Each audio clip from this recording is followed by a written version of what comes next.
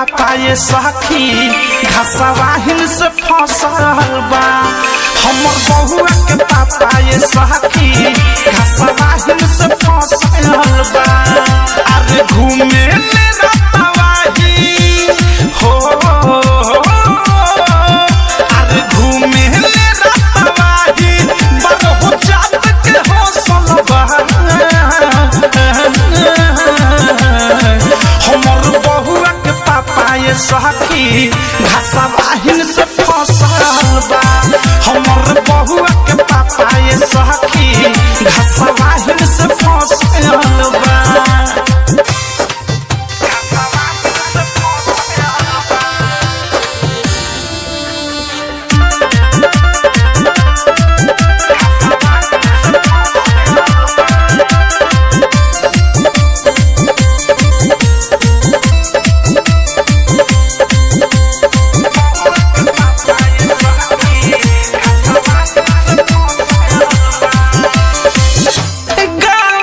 बगल में बाटे ओकर गाँव हो, बिया छव धरनी बारा धरे ले छाव हो। गाँव के बगल में बाटे ओकर गाँव हो, बिया छव धरनी बारा धरे ले छाव हो। हमरो से ज्यादा सैया जी के दिलवा में बसल बा।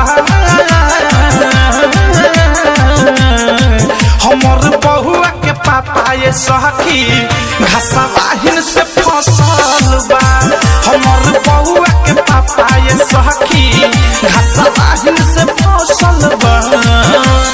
डीजे विकास रीगा सीतामढ़ी।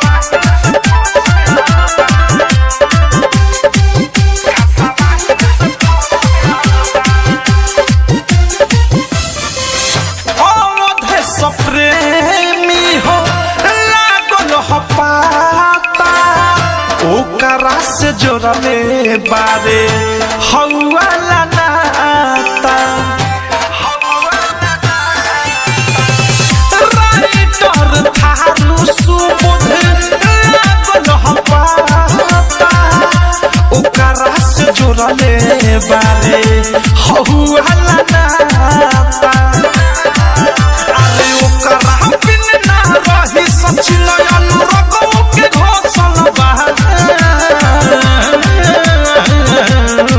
हमर बहुआ के पापा ये सखी घसवाहिन से फसल बा।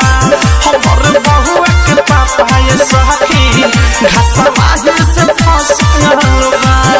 अरे घूमे ले रतवाही हो,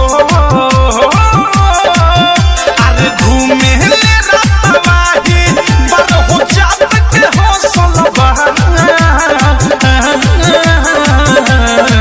हमर बहुआ के पापा ये सखी घसवाहिन से फसल बा। हमर बहुआ के पापा ये सखी घसवाहिन से फसल बा।